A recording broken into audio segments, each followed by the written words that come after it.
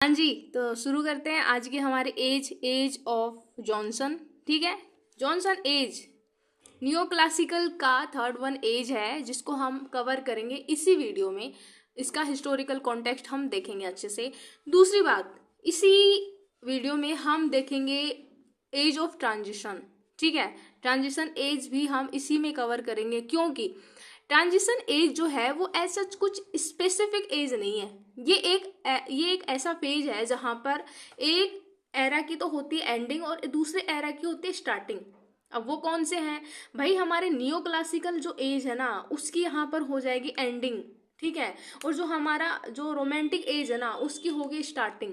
तो जब दो फेज का किसी भी चीज की जब एंडिंग, दो फेज होते हैं, एक एंडिंग वाला और एक स्टार्टिंग वाला, जब दोनों का मिक्स होता है ना उस फेज को हम ट्रांजिशन फेज कहते हैं। ठीक है, हमारी लाइफ में भी होता है ट्रांजिशन। हम जाते हैं कभी, एक ऐसा टाइम होता है कि जिस टाइम पर हम बिल्कुल पड़े रहते हैं, हम कुछ काम नहीं करते और कुछ भी करने का मन नहीं करता, हम थोड़ा इधर उधर फालतू घूमते हैं। लेकिन एक ऐसा फेज आता है जहां पर हमें हर चीज समझ आने लग जाती है, लाइफ के हर लेसन हमें समझ आते हैं, हम हर जगह अच्छा परफॉर्मेंस करते हैं। ठीक है, इतना हुआ। अब देख लेते हैं एज ऑफ जॉनसन क्या कहते हैं। हमारी एज ऑफ जॉनसन स्टार्टिंग कहाँ से होती है इसकी? देखो, 1744 से इसकी स्टार्टिंग होती है और 1784 में इसकी एंडिंग होती है। अब देखो, लास्ट एज जब हम पढ़ रहे थे एज ऑफ ऑगस्टन, उस एज में मैंने आपको राइटर जरूर बताया था, लेकिन मैंने ये नहीं बताया कि उस एज को कौन से राइटर के नाम पर हम जानते हैं। ठीक है, तो वो जो एज है ना वो डोमिनेट करती है हमारे अलेक्जेंडर पोप के नाम पर। ठीक है, तो उन राइटर के नाम पर वो एज डोमिनेट करती है, इसीलिए उसको बोलते हैं एज ऑफ पोप। ठीक है, उसको एज ऑफ पोप भी बोलते हैं। ठीक उसी तरह यहाँ पर भी एज ऑफ जॉनसन दिखा रखा है। तो एज ऑफ जॉनसन इसीलिए कहते हैं क्योंकि यहाँ के जो इम्पोर्टेंट और हम यूँ कह लें कि प्रोमिनेंट जो फिगर थे, जो कि डोमिनेट कर रहे थे पूरी एज पर, उनका नाम है doctor Samuel Johnson.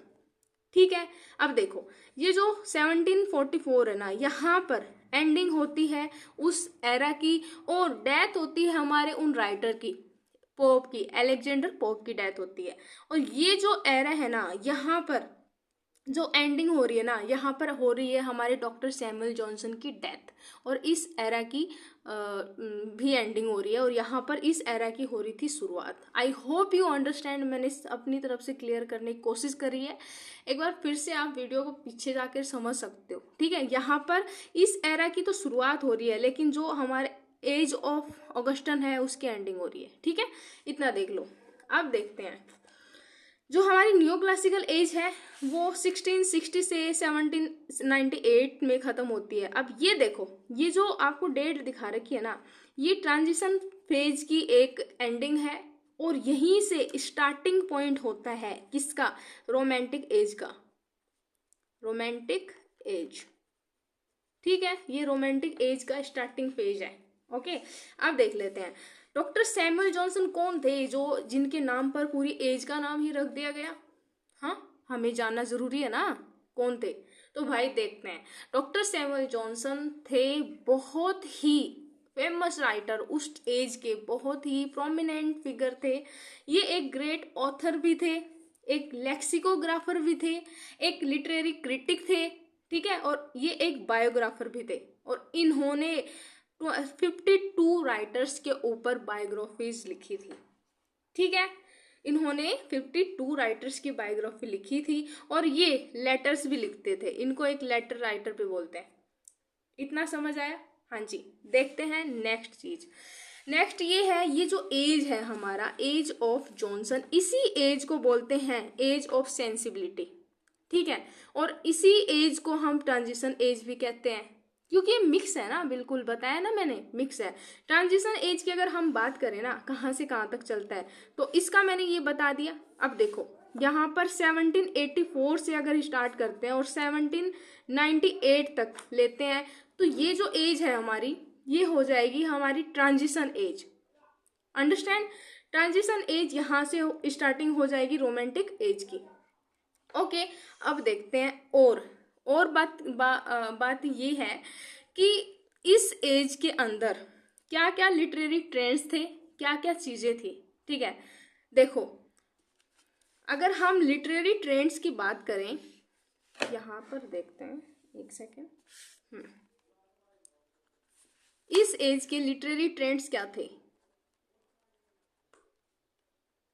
Literary trends. ठीक है, देखते हैं कैसा था लिटरेचर, कैसा लिखते थे।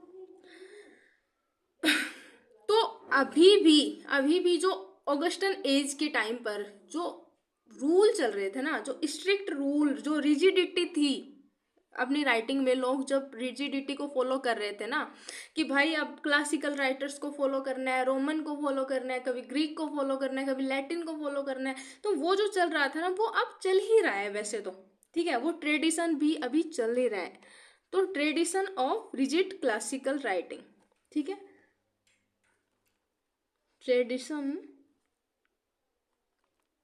Of rigid classical writing. ठीक है, इतना पता चला। दूसरी चीज अगर हम देखें तो यहाँ पर क्या हो रहा था, एक मतलब ये जो ट्रेंड चल ही रहा है ना, इसी के साथ साथ अब रोमांटिक एज की जो टेंडेंसी दिखने लग जाती है। ठीक है, यहाँ पर जो रोमांटिक एज जो आएगी ना अब, उसकी भी टेंडेंसी अब दिखने लग जाएगी। और अब लोगों का जो झुकाव है ना, वो थोड़ा नेचर की तरफ, थोड़ा इंडिविजुअल की तरफ, थोड़ा इमोशंस की तरफ थोड़ा हो जाएगा। अब लोगों की टेंडेंसी चेंज होने लग जाएगी। अब ये जो वो फेज है जहाँ पर अब राइटर्स है ना, वो रूल फॉलो तो करते हैं, पर अब सबके साथ ये नहीं होने लग गया है ना। अब कुछ लोग अपनी मनमानी से भी लिख रहे हैं। ठीक है, कुछ लोग अब कॉमन लोगों के लिए भी सोचने लग जाते हैं, हालांकि अभी लिखा कुछ नहीं है, पर वो अब उनकी टेंडेंसी चेंज होती जा रही है, अब वो ऐसा करने की सोच रहे हैं। ठीक है, तो इतना हमने देखा। उसके बाद में हम देखते हैं कि फोकस कहाँ पे था। हाँ, ये मैं बता सकती हूँ कि यहाँ पर अब थोड़ा सा फोकस आ जाता है। हाँ, मैंने अभी बताया कि यहाँ पर रोमांटिक एज जो है वो इमर्जिंग होने लग जाती है। Emerging of romantic as tendencies. Okay, ठीक है, इतना समझ आता है। हाँ जी, अब देख लेते हैं फोकस कैसा था, किन चीजों पर फोकस था। भाई इस एज में स्ट्रॉन्ग एम्फेसिस करते थे लोग, किस पर, रीजन पर, सोशल ऑर्डर पर और मोरालिटी पर। किस पर, रीजन, सोशल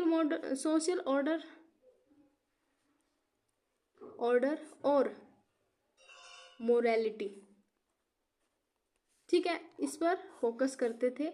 अब लोगों का जो झुकाव है ना, अब वो अच्छाई की तरफ, थोड़ा सा नेचर की तरफ, जो थोड़ा सा मतलब थोड़ा भगवान में बिलीव करते हैं लोग, थोड़ा रिलीजन को मानने लग जाते हैं। ठीक है, तो उन चीज़ों में थोड़ा ज़्यादा शिफ्ट आता है।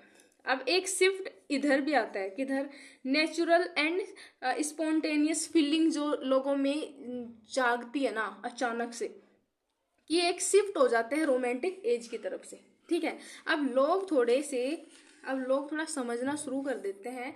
और अब यहाँ पर और क्या होता है ये देखते हैं कि अब जो फीलिंग्स हैं, जो गट्स हैं लोगों की फीलिंग्स एंड उनका जो बिहेवियर है, वो नेचर एंड जो कॉमन लोग होते हैं ना, उनकी तरफ थोड़ा झुकाव हो जाता है। जो मिडिल क्लास है, जो साधारण लोग है ना, अब ये सोचते हैं कि हम अब ऐसे नहीं कि रॉयलिटी को फॉलो करना है, या फिर हमें तो बस चर्च के लिए लिखना है, या फिर हम तो बस बड़े लोगों के लिए लिखेंगे। अब लोग आपस में थोड़ा सा मेल जोल करने लग गए थे। ठीक है, अब अच्छी उन्होंने, उनकी अंडरस्टैंडिंग बेटर हो चुकी है। ठीक है, अब वो थोड़ा सा नेचर की तरफ जो एक अलग सा लगाव है ना, अब लोग थोड़ा सा खुद के लिए खुशियां फील करेंगे। ठीक है, तो ये चल रहा था। इसके अलावा अगर हम देखें तो इसी एज में हमारे सैमुअल जॉनसन है ना, वो अब यहाँ पर अपनी मैगजीन भी पब्लिश करवाते हैं। ठीक है, मैगजीन कौन कौन सी इंपॉर्टेंट मैगजीन है जो कि बहुत बार पूछी जाती है? द रैम्बलर, रैम्बलर, और दूसरी है आइडलर। ठीक है, ये दो मैगजीन होती है इनकी इम्पोर्टेंट मैगजीन। ये एक मैगजीन राइटर भी थे, हाँ जी, जो कि वीकली पब्लिश्ड होती थी, वीक में एक बार। ठीक है, ऐसे चलता था इनका। सॉरी, आज थोड़ा सा डिस्टर्बेंस ज़्यादा है। अब हम देखते हैं ट्रांजिशन एज के बारे में। अब ये जो ट्रांजिशन एज है ना, यहाँ पर हम देख लेते हैं क्या,